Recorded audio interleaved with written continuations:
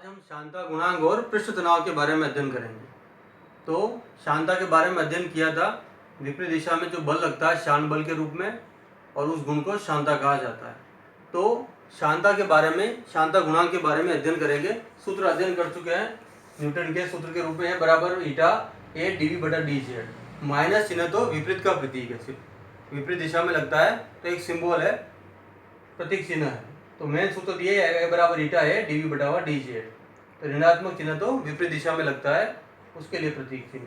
अगर यहाँ पर क्षेत्रफल को 1 के रूप में मान ले, डीवी बटा डी जेड, वेग प्रवणता को 1 के रूप में माने, तो ये सब 1 हो जाएगा। ये बराबर आ जाएगा ईटा। माइनस लिखना अनिवार्य नहीं, माइनस केवल प्रतीक चिन्ह है। तो बल जो होगा इकाई के रूप में मानेंगे, तो बल जो होगा वह शांता गुणांक के बराबर कहलाएगा। तो ये तो एक गणना है। मुख्य रूप से ईटा के लिए क्या मात्रक आएगा, क्या विमा आएगी, वो भी अध्ययन कर सकते हैं। ईटा ज्ञात करेंगे तो ए डीवी बटा डी जेड एफ के नीचे ट्रांसफर कर देंगे, तो ये बराबर है डीवी बटा डी जेड। बल की विमा होती है m1 L1 T माइनस 2, पूर्व में अध्ययन कर चुके हैं। क्षेत्रफल लंबाई इंटू चौड़ाई L स्क्वायर, ये L2। डीवी बटा डी जेड वेग के रूप में ये L1 T माइनस 1, और डी जेड दूरी के रूप में तो L1।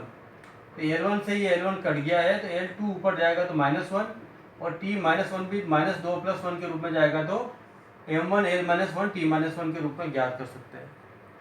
तो इसको इसके आधार पर याद करेंगे तो बार बार इसको आराम से याद कर सकते हैं, रटने की जरूरत नहीं पड़ती। m1 L minus 1 T minus 1 सूत्र में मान रखना है। बल की मीमा, क्षेत्रफल की मीमा, dv मतलब वेग की मीमा, dz मतलब दूरी के रूप में L1, m1 L1 T1। मात्रा क्या आएगा इसका, न्यूटन सेकंड प्रति मीटर स्क्वायर। और एमकेएस में, सीजीएस में एक मात्रा होता है पॉइस के रूप में, पॉइस भी कहा जाता है, पोइस भी कहा जाता है। तो सीजीएस में मात्रक है पॉइस के रूप में, या एमकेएस में न्यूटन सेकंड प्रति मीटर स्क्वायर के रूप में भी याद रख सकते हैं।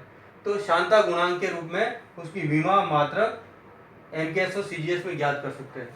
अगला टॉपिक आता है पृष्ठ तनाव के रूप में। तो द्रव में धारा रेखीय विशुद्ध प्रभाव पड़ा है, और भी आगे अध्ययन करेंगे। और द्रव में पृष्ठ तनाव के रूप में भी अध्ययन किया जाता है, जिसको इंग्लिश में कहते हैं सरफेस टेंशन। अब जैसे ये किसी पात्र में जल भरा हुआ है, द्रव भरा हुआ है, तो जल भरा हुआ जैसे, तो ये ऊपर वाला भाग जो कहलाता है मुक्त पृष्ठ कहलाता है, क्योंकि ये हवा के संपर्क में, पानी भरा हुआ है बीकर के अंदर, किसी के अंदर, ये वाला भाग जो ऊपर का कहलाएगा ये हवा के संपर्क में होता है, इसलिए मुक्त पृष्ठ कहलाता है। क्या कहलाता है, मुक्त पृष्ठ कहलाता है।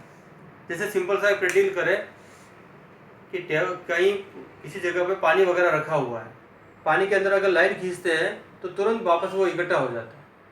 क्यों? क्योंकि द्रव जो होता है वो न्यूनतम क्षेत्रफल घेरने की प्रवृत्ति दर्शाता है।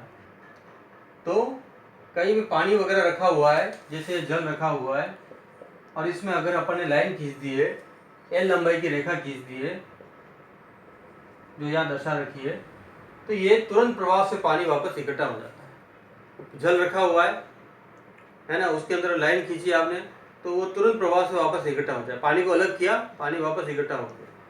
तो एल लंबाई की रेखा खींची, लेकिन दोनों पृष्ठों पे वापस आकर्षण बल लगता है, वापस इकट्ठा हो जाता है।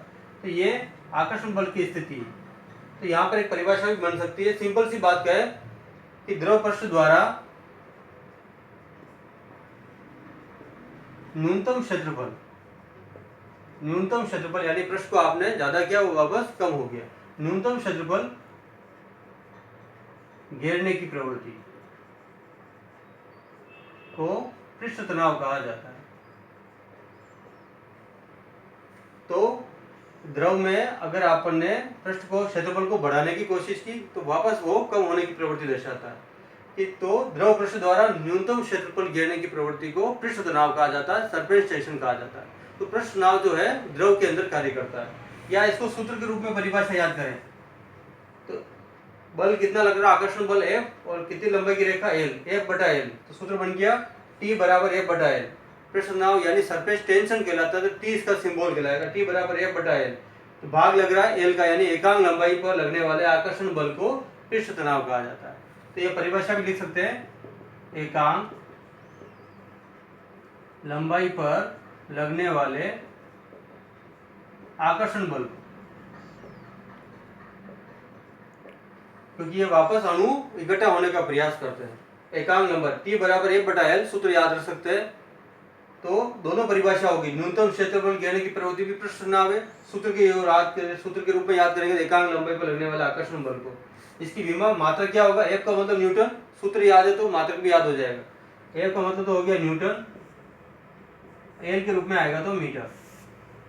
विमा T बराबर m1 L0 T - 2, विमा भी याद कर सकते हैं बिना इसको रटे हुए। क्या आएगा m1 L1 T - 2, तो बल की विमा L1 से L1 कट गया तो क्या आएगा 0, m1 कट गया तो 0 और T - 2, तो m1 L0 T - 2। F का मतलब न्यूटन, बटाव में क्या आएगा मीटर, न्यूटन प्रति मीटर। तो आज याद किया था अपन ने सूत्र के रूप में, इकाई के रूप में क्या करेंगे, जो बल है वो क्षमता गुणा के बराबर, ईटा के रूप में न्यूटन सेकंड प्रति मीटर स्क्वायर, या पॉइस मात्रक भी कहलाता है, दोनों मात्रक याद कर सकते हैं। POIS पॉइस की या पॉइस के रूप में कहलाता है। जो संपर्क हवा के संपर्क में होता है मुक्त पृष्ठ कहलाता है। अगर आपने द्रव पृष्ठ के क्षेत्रफल को बढ़ाने का बाद अणु वापस इकट्ठा होने का प्रयास करेंगे तो द्रव पृष्ठ द्वारा न्यूनतम क्षेत्रफल घेरने की प्रवृत्ति पृष्ठ तनाव या F/L एकांक लंबाई पर लगने वाले आकर्षण बल को। तो दोनों परिभाषा याद कर सकते हैं सूत्र के रूप में, तो याद करना ही, ताकि सूत्र के रूप में विमा मात्रक सभी ज्ञात हो जाते हैं। तो एकांक लंबाई पर लगने वाले T बराबर F/L एकांक लंबाई पर लगने वाले आकर्षण बल को क्या कहा जाता है, पृष्ठ तनाव। F का मतलब न्यूटन और प्रति मीटर के रूप में, विमा आ जाएगी m1 L0 T - 2 के रूप में।